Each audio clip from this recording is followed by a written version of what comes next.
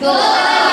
एक संचरणीय और एक असंचरणीय। संचरणीय माने पटुआ बीमारी, जो क्या होता है एक दूसरे से पड़ता है, और असंचरणीय जो बीमारी पड़ता नहीं है। देखिए पटुआ बीमारी किस चीज से होगा? अगर कोई आदमी छींकता है तो छींक क्या होता है, उसमें से जो बैक्टीरिया निकलता है, जो वायरस निकलता है, वो सीधे किसी के देह में घुस जाता है। कैसे जाता है? हवा के माध्यम से। दूसरा किसी से पड़ता है?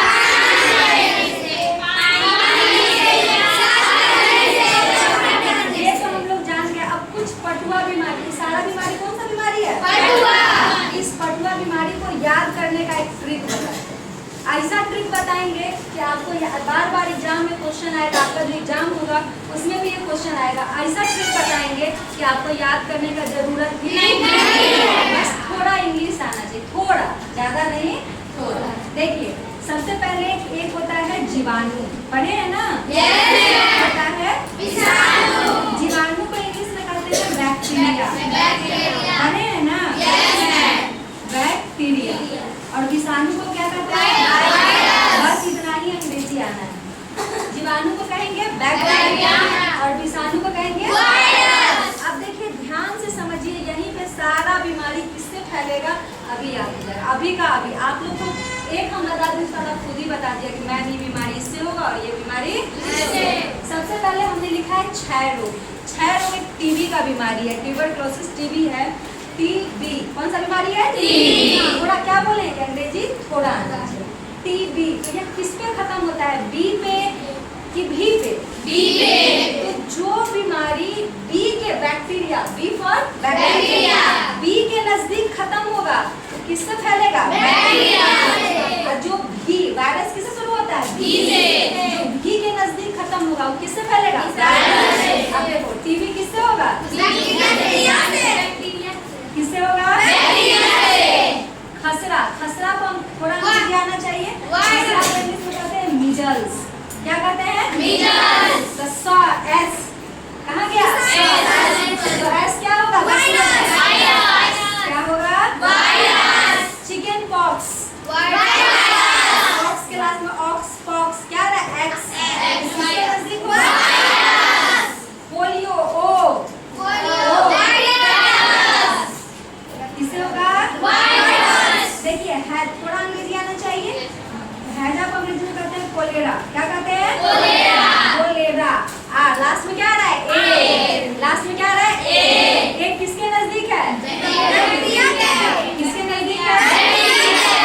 बैक्टीरिया के। तो ये किससे होगा? बैक्टीरिया से। टाइफाइड, ड डी किससे होगा? बैक्टीरिया से। किससे होगा? बैक्टीरिया से। बैक्टीरिया से। इसको बताएंगे ये अलग चीज से होता है। आगे वाला आप लोग पक्का गलती कीजिएगा। अगला है हेपेटाइटिस ए। क्या है? हेपेटाइटिस ए। अब बताइए ये जीवाणु से होगा कि विषाणु से होगा? विषाणु से। कैसे विषाणु से होगा? ठीक है कि मैडम जी आप तो बोले कि जिसके लास्ट में होगा, जिसके नजदीक होगा उससे हो जाएगा। इसके लास्ट में तो ए है तो यह बैक्टीरिया से होना चाहिए, लेकिन यह वायरस से होगा। क्यों? देखो बीमारी का नाम है हेपेटाइटिस। बीमारी का नाम क्या है? हेपेटाइटिस। लेकिन हेपेटाइटिस क्या तरह का होता है? तो उसी का बांट दिया गया हुआ है। Hepatitis A, hepatitis B, hepatitis C. तो इसी तरह से इसको बांट दिया, लेकिन बीमारी का असली नाम क्या है? हेपेटाइटिस। तो हम ए को नहीं देखेंगे, किसको देखेंगे? हेपेटाइटिस। वो कहाँ पे खत्म होता है? हेपेटाइटिस एस से। किसके नजदीक है? वायरस। किसके नजदीक है? वायरस। तो किससे फैलेगा? वायरस से। आगे है मलेरिया।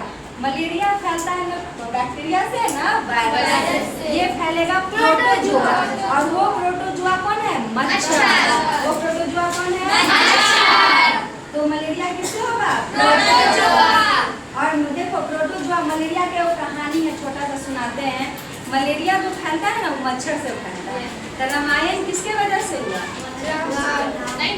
रावण। लड़की के वजह से। और महाभारत किसकी वजह से हुआ? लड़की के वजह से। तो मलेरिया कौन फैला रहा है?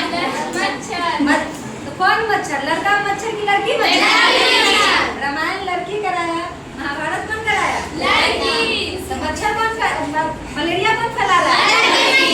लड़की मच्छर। लड़का मच्छर की लड़की मच्छर? लड़की मच्छर। तो मलेरिया जो फैलाता है वो लड़का है कि लड़की? लड़की।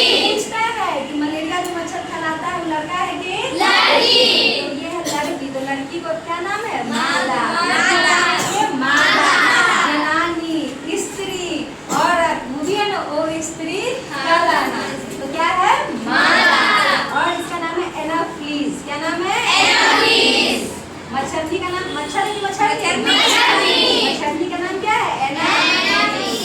लास्ट में लिख देंगे मच्छर। तो ये जो मलेरिया है वो किससे फैलता है? मच्छर। कौन फैलाता है?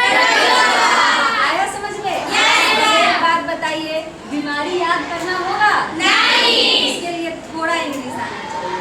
थोड़ा इंग्लिश आना चाहिए ना? और थोड़ा इंग्लिश हम लिख दिए हैं और एग्जाम में भी यहीं से क्या होगा? क्वेश्चन आएगा।